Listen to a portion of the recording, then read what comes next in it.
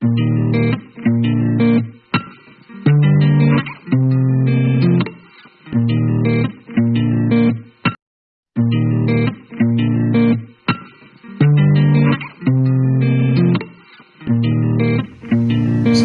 warahmatullahi wabarakatuh. Perkenalkan, nama saya Yusuf Aditya. Saya kuliah di Universitas Nusantara, Fakultas Bisnis dan Ilmu Sosial Manajemen. Kali ini saya akan membawakan sebuah materi dari mata kuliah pengantar manajemen dengan tema perilaku kelompok. Nah teman-teman, apa sih pengertian kelompok? Kelompok didefinisikan sebagai dua individu atau lebih yang berinteraksi dan saling bergantung, yang bergabung untuk mencapai tujuan tertentu. Kelompok dapat bersifat formal maupun informal, teman-teman. Kelompok formal adalah kelompok yang ditetapkan berdasarkan struktur organisasi dengan penugasan kerja yang sudah ditentukan. Kelompok informal adalah persekutuan yang tidak terstruktur secara formal dan tidak ditetapkan secara organisasi.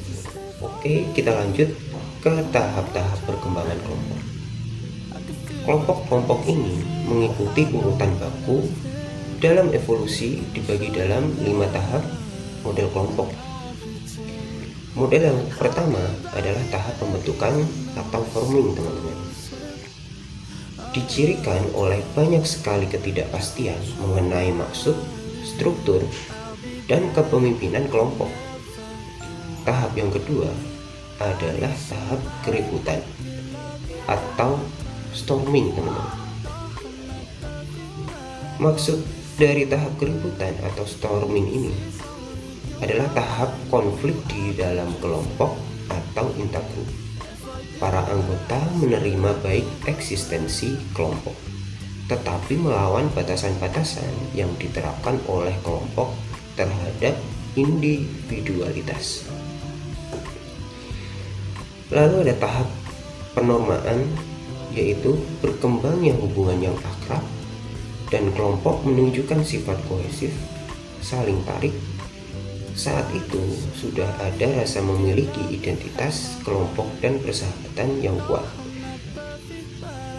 Tahap penormaan ini selesai bila struktur kelompok telah kokoh dan kelompok itu telah menyesuaikan serangkaian harapan bersama atas apa yang disebut sebagai perilaku anggota yang benar. Tahap yang keempat adalah tahap pelaksanaan atau performing, teman-teman. Pada titik ini, struktur telah sepenuhnya berfungsi dan diterima dengan baik.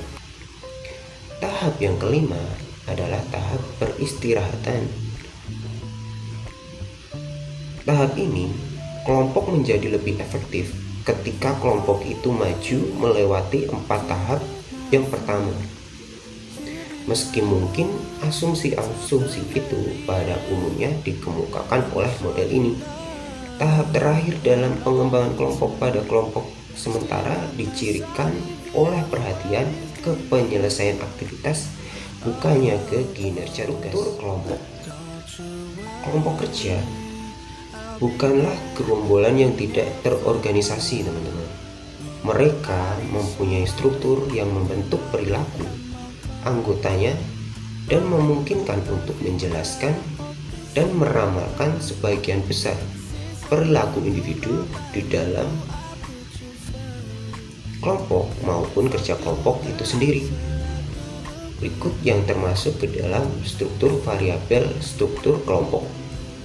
Yang pertama ada kepemimpinan formal, peran, norma, status kelompok, serta ukuran kelompok. Tim versus kelompok. Bedanya apa sih, teman-teman? Kelompok tidak sama dengan tim. Maka di sini saya akan memperjelas definisi perbedaan antara kelompok dan tim kerja. Kelompok kerja adalah kelompok yang berinteraksi, terutama untuk berbagai informasi dan mengambil keputusan agar bisa membantu tiap anggota berkinerja dalam bidang sesuai tanggung jawabnya masing-masing. Kelompok kerja tidak mempunyai kesempatan untuk terlibat dalam kerja kolektif yang menurut upaya gabungan. Jadi kinerja mereka hanya sekedar jumlah kinerja yang disumbangkan oleh masing-masing individu anggota kelompok. Sedangkan tim kerja adalah kelompok di mana individu menghasilkan tingkat kinerja yang lebih besar daripada jumlah masukan individu tersebut. Tim kerja membangkitkan sinergi positif lewat upaya terkoordinasi. Upaya-upaya individual mereka menghasilkan tingkat kinerja yang lebih besar daripada jumlah input masing-masing individu. Definisi ini membantu memperjelas mengapa akhir-akhir ini banyak sekali organisasi merestrukturisasi proses kerja ke dalam tim.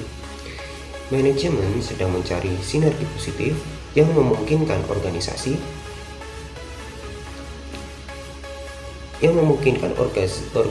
mereka meningkatkan kinerja. Pemanfaatan tim secara ekstensif akan menciptakan potensi dalam organisasi untuk meningkatkan output yang lebih besar tanpa peningkatan input. Tipe-tipe tim dapat melakukan berbagai hal, bisa menghasilkan produk, memberikan jasa, merundingkan transaksi, mengkoordinasi proyek, menawarkan nasihat, dan mengambil keputusan, teman-teman. Dalam bagian ini, saya akan menguraikan 4 bentuk tim yang paling lazim yang kemungkinan besar akan kita jumpai dalam sebuah organisasi. Tipe tim yang pertama adalah tim pemecah masalah.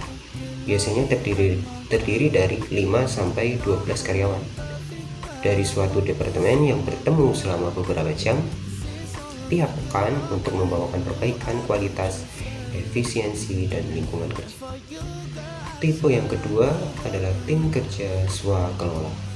Kelompok ini terdiri dari 10-15 orang yang memikul tanggung jawab mantan penyelia mereka. Tim lintas fungsional yaitu tenaga kerja dan tingkat hierarki yang sama, tetapi dari tempat pekerjaan yang berbeda.